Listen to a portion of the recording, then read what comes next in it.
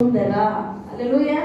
ज्यावेळी नामन बरं झाला, देवाच्या सानिध्याकडे आला, त्या माणसाकडे आला परत, जे ताठापाठाने एवढं बोलून गेलेला माणूस नम्र होऊन दारात परत आला. पुढे अखिल पृथ्वी इस्रायलाबाहेर देव नाही. आमेन. आमेन. हालेलुया. तुमचा एक शब्द, जे शब्दामध्ये वजन आहे, ते वजन आमच्या बाबाला उंच करते. मगाशी मी काय बोललो? संदेशाचा उंचपणा नाहीये, कुठली लोकांचा उंचपणा नाहीये.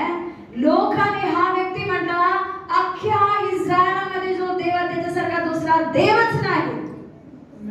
कोण मुलगी काम सुरू केली? एक छोटस मुलगी परराष्ट्रामध्ये दुसऱ्यांच्या गुलामगिरीमध्ये असताना, नोकर म्हणून गेलेले असताना, तेव्हा बोललेला एक शब्द देवाचं नाव कुठं उंच केले बघा. आम्ही का बोलत नाही? आम्हाला बोलायला किती नाही झालं तर काय व्हायचं? एक लक्षात घ्या, देवाची लोक जिथं कुठं आहेत त्यांच्या समोर जे जे लोक त्रासात आहेत त्यांना का ठेवले देवाने? तुम्ही त्यांच्यासाठी प्रार्थना करा, त्यावर देवाचं गौरव व्हावा. आम्ही मित्रपणे घाबरून मी नाही करत बाबा, मला होत नाही बाबा म्हटला ना का ते होणार नाही. तुम्ही जेव्हा स्टार्ट करता प्रेयर करायला तेव्हाच होणार. बरं, मला एक मुलगी विचारली, सिस्टर मी कोणासाठी पण काउन्सिलिंग केलं किंवा प्रेयर केलं, मला त्रास होतो, मी रात्रभर झोपू शकत नाही, मला त्रास होतो. मला म्हटलं तुम्ही दिवस रात्र करतो, तुम्हाला त्रास होत नाही? म्हटलं त्याला माझे त्रास होते. म्हटलं हालेलुया. कुणाला? त्याला माझे त्रास होते. म्हटलं मला त्याचे त्रास होत नाही, कारण मी त्याची. हालेलुया. हालेलुया. घाबरतात, ती बाईकडे जायचं नाही. हालेलुया. घाबरतात कशानं? जेव्हा तुम्ही एक शब्दाने सामर्थ्याने उभा राहता. मी परत सांगतो, लोकांना वाचवायला पाहिजे. जीवन मी तुम्हाला खाल्लो पिल्लो, चांगले कपडे घातले, चांगलं घरात राहिलं, मरून गेलं, संपलं का हो जीवन? असं वाटत नाही? मेले की लोकच लोक यायला पाहिजे. मला माहिती आहे हो, मी म्हणतो ना, मी मेलं तर माझा आत्मा बघणार, किती लोक माझ्यासाठी लढत आहेत. खरंच मला माहिती आहे. स्वर्गामध्ये पण किती आनंद होणार माझ्यासाठी, जगामध्ये किती लोक रडणार आणि कुठले कुठले पळत येणार बघायला, मला माहिती आहे. सिस्टरने मला असं सांगितले, आंटीने मला सांगितले, अम्माने अशी सांगितले, माने अशी केली, आमच्यासाठी माने अशी केली. काय मा मा मा मा म्हणून लोक एवढं प्रेम करतात, माहितीये काय पाहिजे हो. हालेलुया. म्हणून ते छोट्या मुलगीसारखा धैर्याने राहा, कुठेही राहा. कारण बायबल म्हणते, जे देवासाठी धीराने प्रतीक्षा करतात त्यांना देव कधी लज्जित आणि पतित होऊ देत नाही. खात्रीने ते त्यांचं कल्याण करणारा देव. हालेलुया. यशाया 30:18. ऍक्च्युअली हे वचन पुढे तुम्ही नंतर वाचा, त्याने समरी पण दिली. आता या ठिकाणी जो व्यक्ती नम्र होतो त्याच्या जीवनामध्ये देव स्वतः कार्य करतो.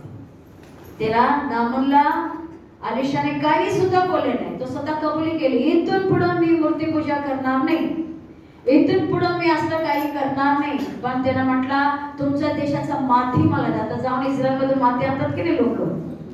आणतात ना? नामनाची प्रथा आहे. हालेलुया.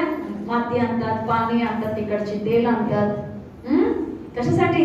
इथे नामन म्हटला, तुमच्या इकडचे मला एक पोतं भरून माती द्या. आणि म्हटला की एक रिक्वेस्ट केला, जेव्हा मी माझ्या राजा बरोबर त्याच्या मंदिरात जाऊ, मी नोकर असल्या कधी तर मला डोकं टेकायला लागते, पण मला क्षमा असू दे. समजलं? इथपर्यंत. आता हे सगळं कोण सांगितलं त्याला? कोण बोलले याला? कोण बोलले का त्याला शिकवले असं करायचं नाही? म्हणजे ह्या जगातल्या सगळ्या लोकांना माहित आहे काय केले पाहिजे, काय करायचं नाहीये. आज लोक का घाबरतात प्रार्थना करायला? नाही बाबा, आमच्या देवाला सोडायला लागते. देवाला धरायला सोडायला काय असं काय माणूस आहे ते? हालेलुया. माणूस आहे हा? आमच्या देवाला सोडायला लागते म्हणून आम्ही करत नाही. बघा आज एवढी लोक त्रासात आहेत, ज्यांना देव माहिती असून पण ह्या हट्टीमुळे देवाला सोडले, या हट्टीमुळे देवाला सोडले, ते सुखी नाही आहे. हालेलुया. म्हणून यशाया 30:18 वाचा. यशाया 30:18. ह्यामुळे परमेश्वर तुमच्यावर प्रसन्न होण्यास विलंब लागेल, तुमच्यावर करुणा म्हणून उच्च स्थानी आरूढ होईल. परमेश्वर न्यायी देव आहे, जे त्याची वाट पाहतात ते सर्व धन्य. आमेन. Amen. छोटं लेकरू परदेशात असता, गुलामगिरीत असता, पण ते लेकरू आपल्या देवाकडेच लक्ष आहे. इथं हांजी हांजी करायला माझी मम्मीने पप्पाने की मालकीला असं काय सांगितलं की मला जेवायला नाही दिले, मारले तर काय व्हायचं, काही विचार केले नाही. त्याच्या मनात एकच होता, मी कुठं पण असू दे, मी माझा बाबाचा प्रतीक्षा करायला लागलो. म्हणून म्हणतात ना, लहानपणापासून मुलांना बिंबवा देवाच्या वचनांमध्ये. माझ्या तिन्ही लेकरांना लहानपणापासून शिकवलं. आज सुद्धा मला माहित नाही, माझं अर्णवच्या जीवनामध्ये फुल टाइम कॉलिंग आहे. अर्णवच्या जीवनामध्ये फुल टाइम कॉलिंग आहे.